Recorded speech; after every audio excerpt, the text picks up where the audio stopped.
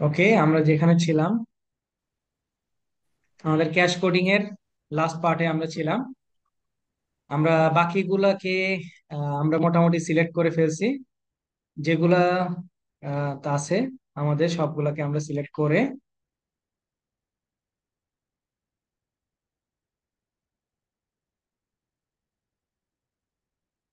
ওকে, আমাদের জাস্ট এখান থেকে অপশন হচ্ছে সেভ অ্যান্ড রিকনসাইল।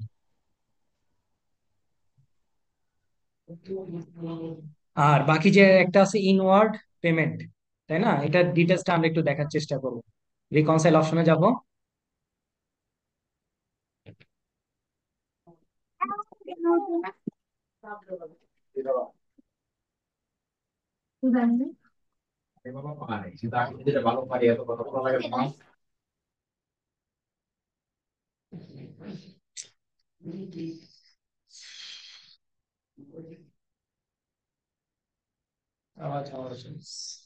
ওকে, এটার পেমেন্টটা আমার কাছে কিছু কি আছে? ইনওয়ার্ড পেমেন্ট মানে কিসের জন্য আমি এটাকে রিসিভ করছি, সেটা কোনো ডিটেলস আমার এখানে দেওয়া নাই। তাহলে যেহেতু প্রপারলি আমার ডিটেলস দেওয়া নাই, এখন তো আমাকে মিলাইতে হবে, তাই না?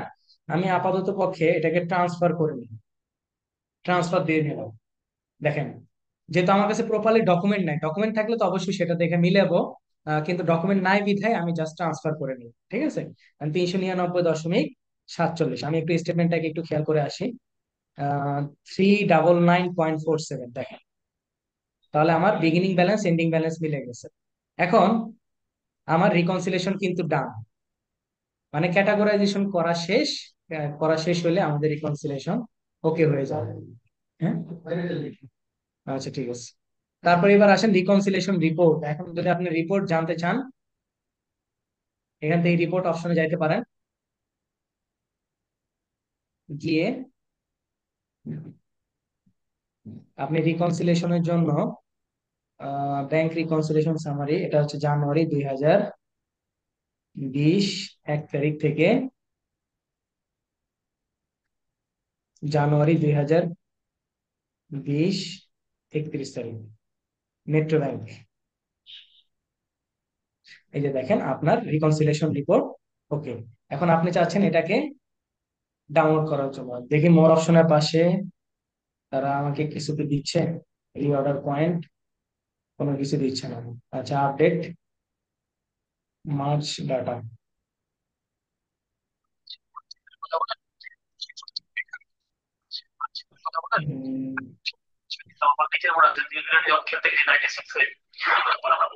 শামসুদ্দিন মাহফুজ ভাই, কিছু বলবেন?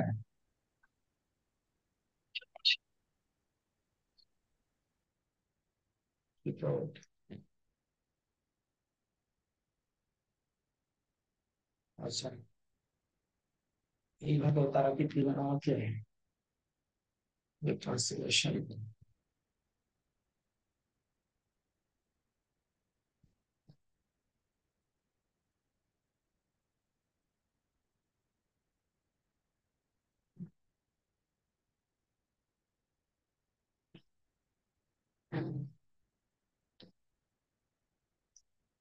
ও সরি, ডান পাশে ছিল, আমি খেয়াল করি। আচ্ছা, রিকনসিলেশন রিপোর্ট হচ্ছে আমাদের ব্যাংকের জন্য দিতে হবে, হ্যাঁ? আমি আবার ব্যাংক অ্যাকাউন্টে চলে যাই। ব্যাংক অ্যাকাউন্টে চলে যাওয়ার পরে মেট্রো ব্যাংকে যাব, যেটা রিকনসাইল্ড হয়ে আছে তার রিকনসিলেশন রিপোর্ট আমি চেক করার চেষ্টা করব। আমি ডেটটাকে একটু ঠিক করে দেব। জানুয়ারি 2020 থেকে জানুয়ারি 2020 31 তারিখ পর্যন্ত মেট্রো ব্যাংক আপডেট। এখন এটাকে আমরা এক্সপোর্ট করব পিডিএফ আকারে। পিডিএফ আকারে ডাউনলোড হয়ে গেছে। দেখে আমাদের স্টেটমেন্ট, যদিও কিন্তু আমাদের এখানে দেখাইছে কি একটা পেজ, তাই না? কিন্তু যখন আপনি রিকনসিলিয়েশন রিপোর্টটা করবেন জেরোর ক্ষেত্রে, সিস্টেম হচ্ছে একটা সামারি, তারপরে টোটাল ডেসক্রিপশন, টোটাল ডেসক্রিপশনটা তোমার সামনে সে দিয়ে দেবে, যতগুলো ট্রানজেকশন হয়েছে প্রত্যেকটা জিনিসের সে ডেপ্রিসিয়েশন। এই যে দেখেন, ম্যানুয়ালি আপনার যে ওপেনিং ব্যালেন্সটা ছিল সেখান থেকে শুরু করে একদম লাস্ট পর্যন্ত সম্পূর্ণ জিনিস সে কি করবে, আপনাকে রিকনসাইল করে দেখাবে। এটাই হচ্ছে জেরো রিপোর্টের সিস্টেম। আচ্ছা, এইভাবে করে আপনারা ব্যাংকের স্টেটমেন্ট গুলাকে কাজ করবেন। এবার আসেন আপনাদেরকে যেটা দেখাবো সেটা হচ্ছে ক্রেডিট কার্ড। ক্রেডিট কার্ডটা দেখাবো কিভাবে ক্রেডিট কার্ডটা করতে হয় সেম ভাবে। তাহলে আশা করি আপনারা বুঝতে পারছেন এই ক্যাশ কোডিং অপশনটা নেওয়ার জন্যই কিন্তু আপনাদের মানে ক্লায়েন্টকে বুঝাই বলতে হবে যে মানে কি অ্যাডমিন অ্যাক্সেসটা দেওয়ার জন্য, না হলে আপনি কিন্তু বুঝতে পারবেন না যে আপনার ক্যাশ কোডিংটা কিভাবে করতে হয়। এবার আসেন আপনাকে blue business plus credit card same ভাবেই আমরা দেখব, ব্যালেন্সটা দেখব, প্রিভিয়াস ব্যালেন্সটা যেটা ওপেনিং ব্যালেন্স, তারপরে হচ্ছে নিউ ব্যালেন্স মানে কি এন্ডিং ব্যালেন্স। আচ্ছা, ক্রেডিট কার্ড যেহেতু, তাহলে আমাকে একটু সাবধানতার সহিত দেখতে হবে যে কবে থেকে স্টার্ট হয়েছে।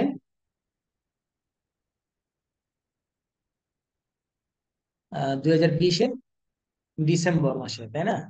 2020-এর ডিসেম্বর মাসে। ওকে, আমি তাহলে এটাকে সিএসবি করে রাখছিলাম। সিএসবিটা আমি একটু ডাউনলোড করে নিই।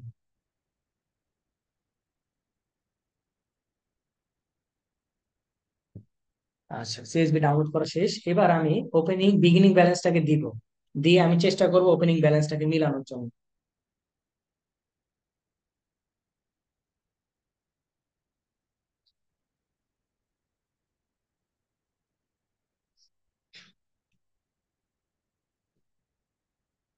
আচ্ছা, আমি এখানে বিগিনিং ব্যালেন্সটাকে পেস্ট করি,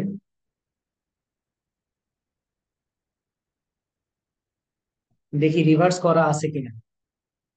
রিভার্স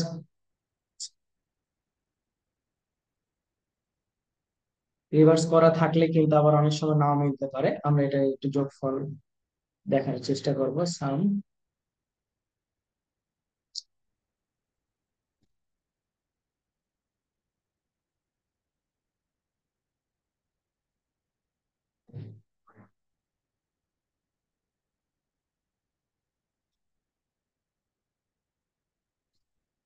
31,083.42, 31,083.42 জিবি, তার মানে আমার ফাইলটা করাটা সঠিক আছে। ওকে, আপনারা সবাই চেক করে নেবেন কিন্তু, ফাইলটা রেডি করার পরে চেক করে নেবেন অবশ্যই। এবার আসেন আমাদের ব্লু বিজনেস প্লাস ক্রেডিট কার্ডের জন্য আমাকে একটা কি করতে হবে, চার্ট অফ অ্যাকাউন্ট অ্যাড করতে হবে, তার ওপেনিং ব্যালেন্স দিতে হবে 30,045.10। ওকে,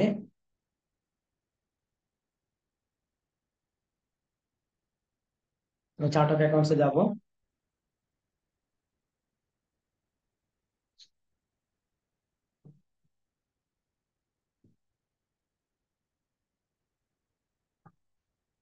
অ্যাড ব্যাংক অ্যাকাউন্টে যাব, অ্যাড উইদাউট ব্যাংক ফিটে যাব। ব্যাংকের নাম হচ্ছে আমেরিকান এক্সপ্রেস।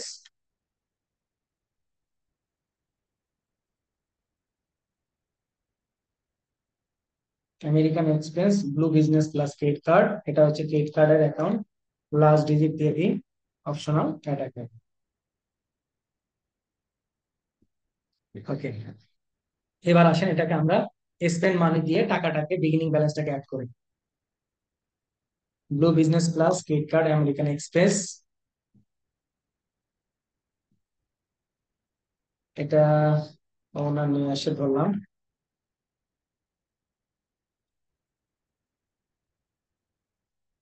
বলুন 20শে ডিসেম্বর,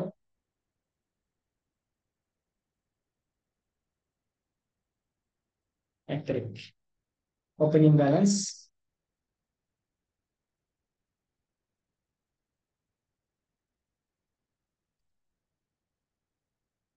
কোয়ান্টিটি হচ্ছে 1, জিবিপি 30,045, ক্যাপিটাল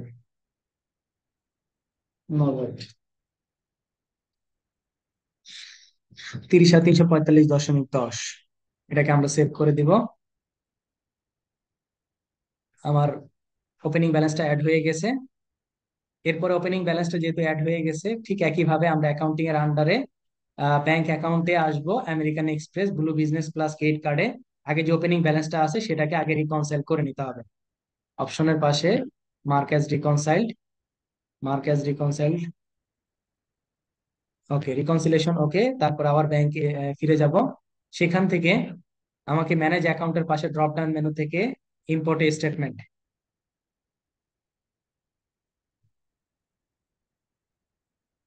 ফাইল যেহেতু করা আছে আমি ফাইলটাতে যাব,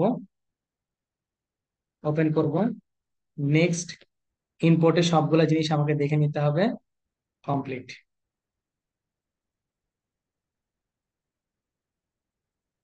14টা ট্রানজেকশন আমার আপলোড হয়েছে।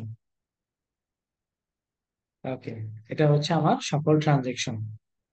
আচ্ছা, এবার আমি একটু ক্যাশ কোডের অপশনে যাব, দেখি কোনো কিছু কি মিল পাওয়া যায় কিনা। ওকে, আপওয়ার্ক।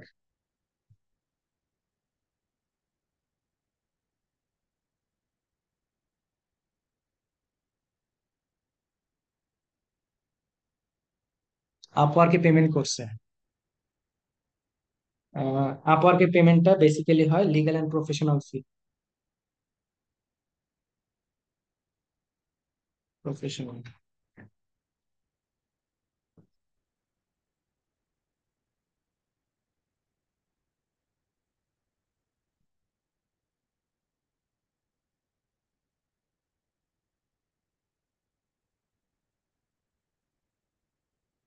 আচ্ছা, প্রফেশনাল ফি নামে আমার কি কোনো চার্ট অফ অ্যাকাউন্ট নাই?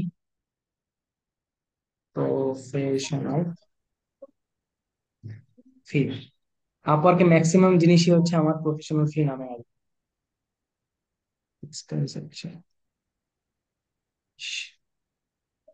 অ্যাড নিউ অ্যাকাউন্টে যাই, এটা হবে আমার এক্সপেন্স 322।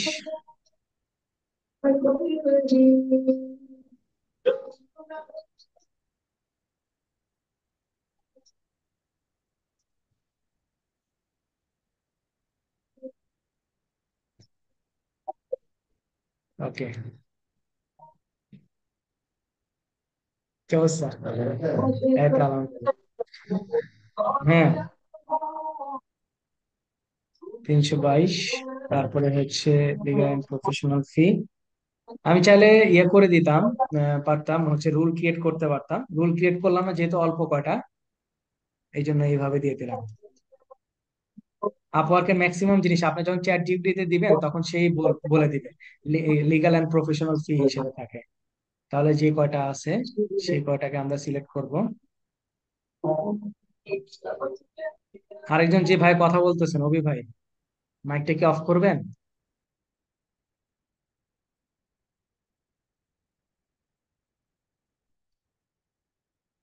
আচ্ছা, তারপরে আসেন এক এক করে আমরা একটু দেখার চেষ্টা করি। ইন্টারনেট কেবল চার্জ, তাই না? Dues and subscription, dues and subscription. তারপরে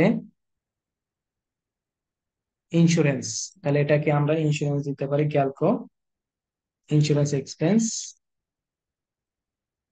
নো ভ্যাট। আচ্ছা, স্পেকট্রাম গ্লোব সিএ কেবল সার্ভিস, ওকে, এটাকে dues and subscription.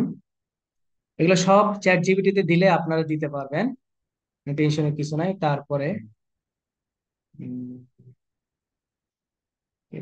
Dealers, Google, Google একটা হচ্ছে অ্যাডভার্টাইজিং, অ্যাডভার্টাইজিং এন্ড মার্কেটিং,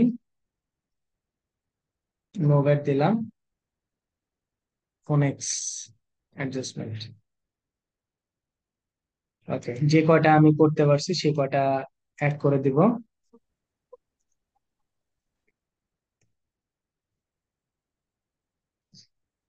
ওকে, আমার আরো কমে গেছে। এবার অটো পে রিসিভ করছি, এটা হচ্ছে রিসিভ মানিতে দিলে চলবে আপাতত। এবার বাকিগুলা রিকনসাইলে কি করবে এক এক করে। আমার যেহেতু সবগুলো মোটামুটি কমপ্লিট হয়ে গেছে, অল্প থাকলে এভাবেও করা যায় যদি আপনার টাইম থাকে পর্যাপ্ত পরিমাণ, না হলে গ্রুপ ক্রিয়েট করে দিতে পারেন। আচ্ছা, ফোনেক্স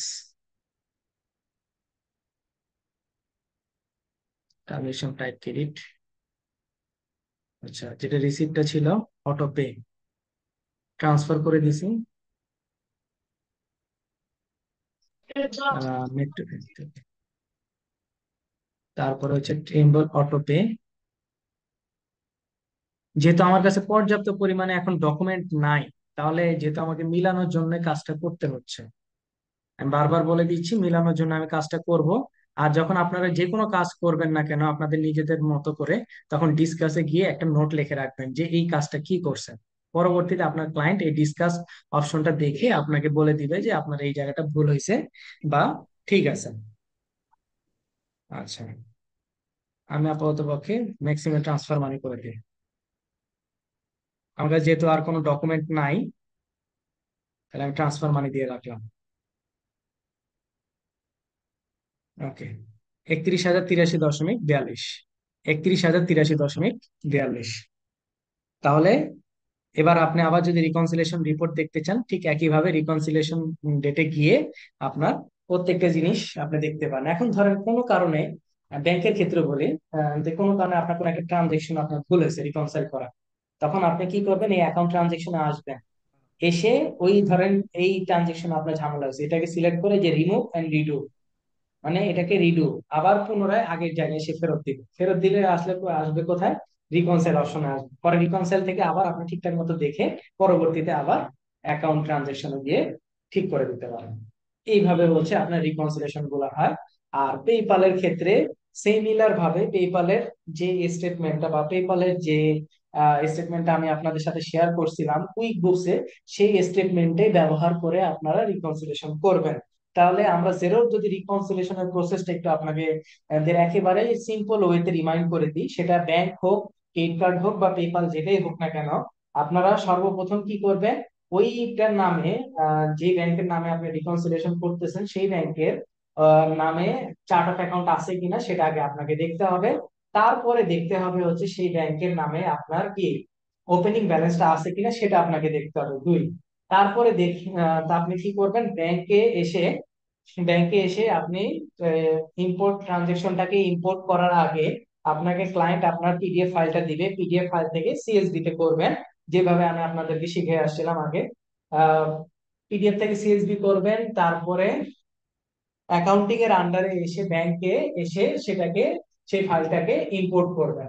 ইম্পোর্ট করা শেষ, ইম্পোর্ট করা কমপ্লিট হওয়ার পরে, আপনার কি সেগুলো সবগুলো থাকবে হচ্ছে রিকনসাইল অপশনে। রিকনসাইল অপশনে আসার পরে এরপরে আপনি কি করবেন, সেখান থেকে ডাটাগুলোকে নিয়ে বা আপনার ফাইল থেকে ডাটাগুলোকে নিয়ে চ্যাট জিপিটি কে যেভাবে ব্যবহার করে আমি শিখে আসছিলাম, অল্প অল্প করে দিবেন, একবারে বেশি দিলে আসবে না, 30টা করে দিবেন। 30টা করে দিয়ে ক্যাটাগরাইজেশন করে নিবেন। তারপরে যদি রুল ক্রিয়েট করার থাকে, তাহলে ম্যানেজ অ্যাকাউন্টের পাশে ড্রপ ডাউন আছে, সেখান থেকে ব্যাংক রুলে গিয়ে রুল ক্রিয়েট করতে পারেন। এখন রুলটা অবশ্যই ক্রিয়েট করার আগে মাথায় রাখতে হবে সেটা কি রিসিভ মানি নাকি স্পেন্ড মানি।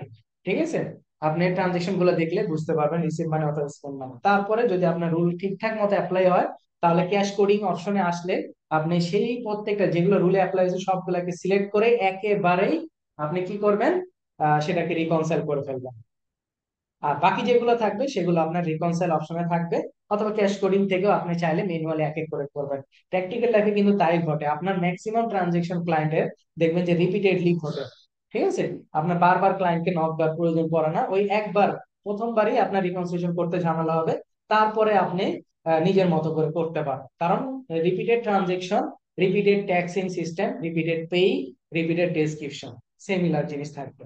ঠিক আছে, এইভাবে করে আপনারা কাজগুলো করবেন। আর পেপালের জন্য অবশ্যই আমি ওই যে কুইক বুকস এর যে ফাইলটা আপনাদের সাথে শেয়ার করছিলাম ডকুমেন্টের ভিতরে, ওই ফাইলটাকে ব্যবহার করে এখানে পেপালটাও আপনারা কমপ্লিট করবেন। আমি আর এখন এখানে পেপালটা দেখাবো না, আমরা আমাদের পরের টপিকে চলে যাব। সেটা হচ্ছে লোন অ্যামortization আগে আমরা আসবো হচ্ছে জার্নাল এন্ট্রি। আমি এখানে বলছি অ্যাজ ইউর ওন, মানে আপনারা 10টা জার্নাল এন্ট্রি দিবেন নিজেদের মেধা খাটায়। জার্নাল এন্ট্রিটা কোথায় পাবেন, অ্যাকাউন্টিং এর আন্ডারে অ্যাডভান্স অপশনে গেলেও আপনারা জার্নাল এন্ট্রিটা পাবেন, ম্যানুয়াল জার্নাল, আর প্লাস আইকনে আসলেও ম্যানুয়াল জার্নালটা আপনারা পাবেন। তো এখন জার্নালটা যখন আপনারা দিবেন, অবশ্যই এই দুটো অপশন আপনাদের চেকমার্ক থাকতে হবে, এই যে এটা এবং এটা। দুটো চেকমার্ক দেওয়া মানে কি, ডিফল্ট ন্যারেশন, মানে আপনি উপরে যে ন্যারেশনটা লিখবেন সেটা ডেসক্রিপশনের মধ্যেও চলে আসবে। তারপর show journal cash basis report, আপনি কি ক্যাশ বেস রিপোর্টে চাচ্ছেন এটা, তাহলে ক্যাশ বেস রিপোর্টে দেখাবে, আর না চাইলে দেওয়ার দরকার নেই। ঠিক আছে, পাশে যে আই বাটন দিয়ে তারা কিন্তু আপনাকে হেল্পের জন্য বলছে। আচ্ছা, তো এখন আপনার ন্যারেশনে আপনি দিয়ে আপনার অ্যাকাউন্টের নাম, চার্ট অফ অ্যাকাউন্ট। আর অবশ্যই অবশ্যই আপনাদেরকে বলবো, এমন এমন ট্রানজেকশন সিলেক্ট করবেন বা আপনার প্র্যাকটিক্যাল লাইফে যা কাজ করে আসছেন এমন ট্রানজেকশন আপনি জার্নালের মাধ্যমে দিবেন যেটাতে ব্যাংক ইনভলভ না। কারণ আমরা অবশ্যই জানি যে ব্যাংক আমরা খুঁজে পাবো না, জার্নালে আমরা ব্যাংক খুঁজে পাবো না। ঠিক আছে, আপনারা 10টা জার্নাল দিবেন, সে 10টা জার্নাল আমি দেখতে চাই যে আপনারা কিভাবে দিচ্ছেন, ব্যাংক ব্যতীত অন্য যে কোনো জিনিসের। ঠিক আছে, তো অন্য যে কোনো জিনিসের আপনার জার্নাল আপনারা দিবেন। ওকে, এটা গেল জার্নালের ব্যাপার। এরপর আসেন আমরা একটা জিনিস আপনাদের যে কুইক বুকস এর সাথে দেখাইছিলাম হচ্ছে ডেস্ক সফটওয়্যারের যে ব্যবহারটা সেটা দেখাইছিলাম। আর জেরোর সাথে হাফডগ এর ব্যবহারটা আপনাদেরকে একটু দেখা, জেরোর সাথে হাফডগ এর ব্যবহারটা একটু আপনাদের সাথে শেয়ার করব।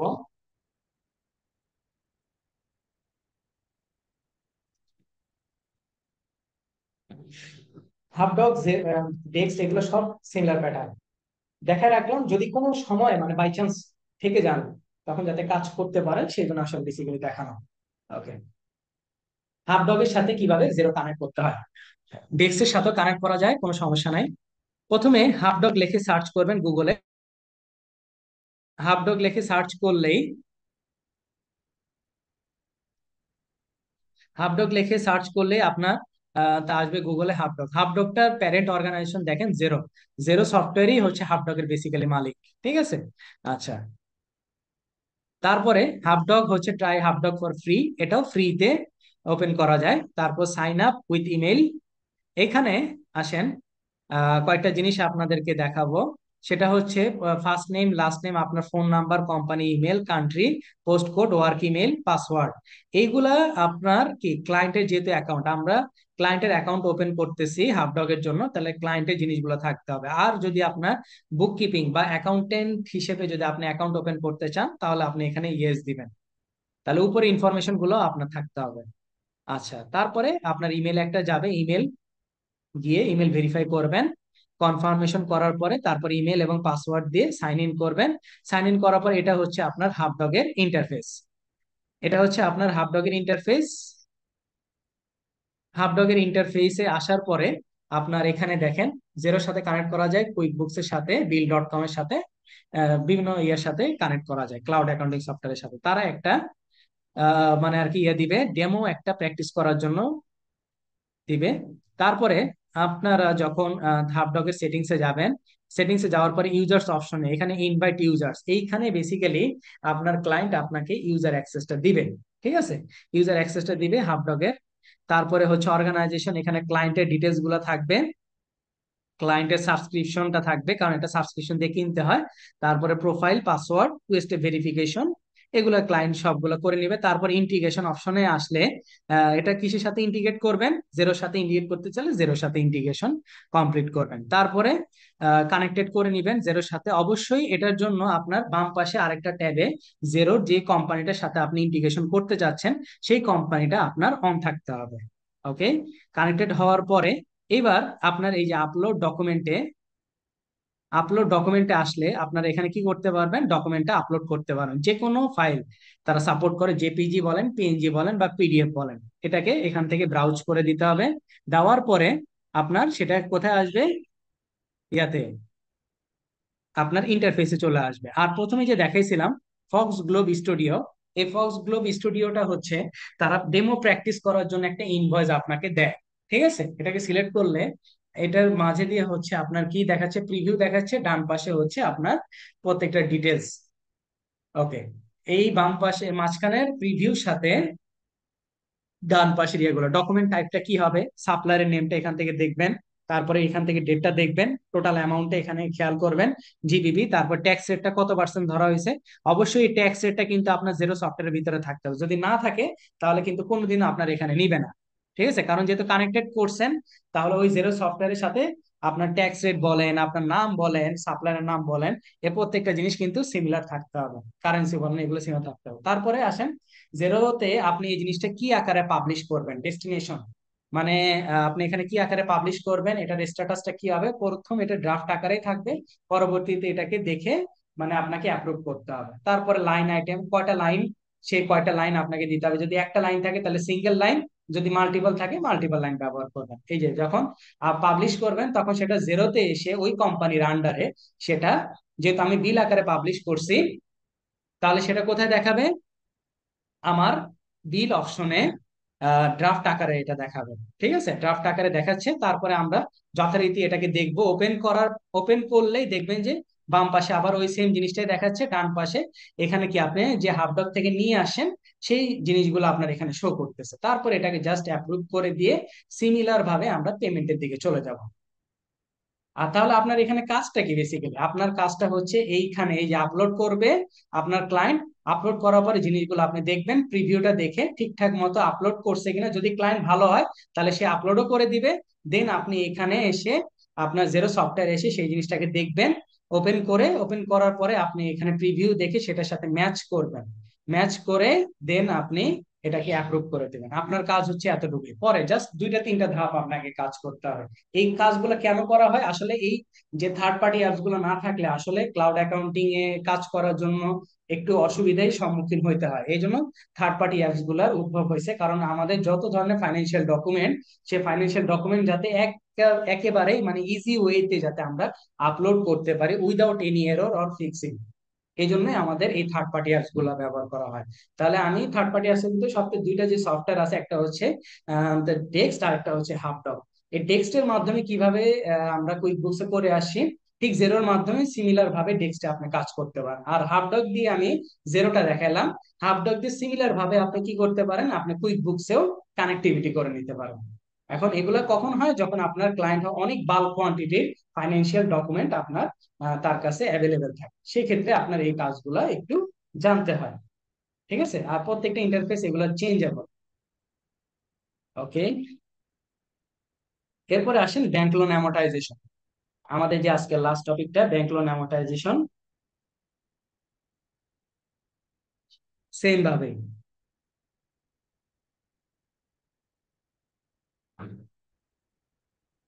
ভাবে ব্যাংক লোন অ্যামortizationের কাজটা আমরা করব। আচ্ছা, আপনাদেরকে আমি অনেক জনের আমি অ্যাসাইনমেন্টটা দেখছি। ভাই আপনাদের কে অ্যাসাইনমেন্ট দেওয়ার উদ্দেশ্য হচ্ছে আপনারা এই জিনিসগুলো প্র্যাকটিস করা। আপনাদের ভিতরেই কয়েকজন আছে, আমি জানি, সেটা নাম বলবো না। এক হচ্ছে তারা আমাকে বলে যে স্যার এত পুরাতন ডাটা দিয়ে প্র্যাকটিস করতেছি, রিয়েল রিয়েল একটা ফিল আসতেছে না। তারপর আরো একজন বলতেছে আমাকে মানে আর কি, স্যার ব্যাংক স্টেটমেন্ট নিজের মতো করছেন। ভাই ঠিক আছে, ভালো কথা, আপনি নিজের মতো করবেন, রিসার্চ অবশ্যই করবেন, কিন্তু আগে যেটা আপনাকে কাজ দিছে আগে সেটা। এখন আপনার স্কুল কলেজে আপনারা আপনাদেরকে যখন বাড়ি কাজ দেওয়া হতো বা কোনো কিছু করতে দেওয়া হতো, তখন আপনি কি করতেন? আগে স্কুল বা কলেজে সে কাজগুলো আগে কমপ্লিট করতেন, তারপরে এক্সট্রা কাজ আপনি করেন। আপনারা বাড়ি কাজ না করেই এক্সট্রা কাজে বসে গেছেন। অনেকের আমি ব্যাংক স্টেটমেন্ট চেক করছি, ম্যাক্সিমামে আমি পাইছি যে, কারণ আপনাদের অনেকেরই অজুহাতের শেষ নাই। অজুহাত অনেক বেশি বেশি অজুহাত, কারণ দুই হাতের থেকেও অজুহাতটা বড় চলে। এটা স্বাভাবিক, যত বড়ই ম্যাচিউর হই না কেন অজুহাতটা মানে সবচেয়ে বেশি চলে।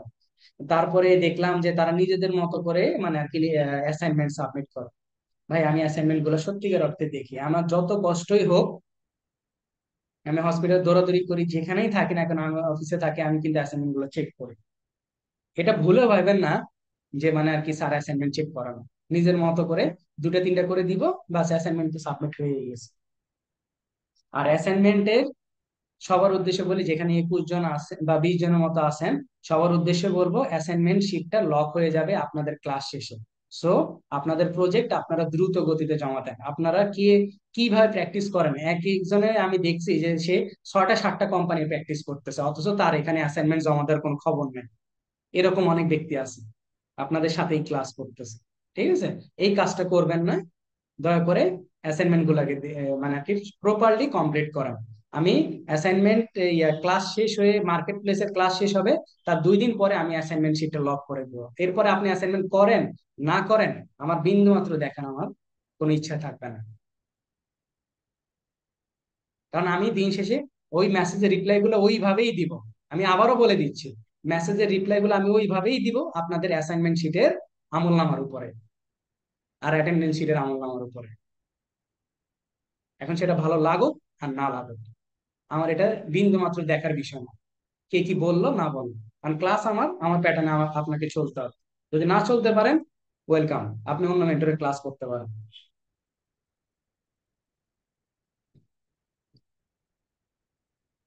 আপনার সবাই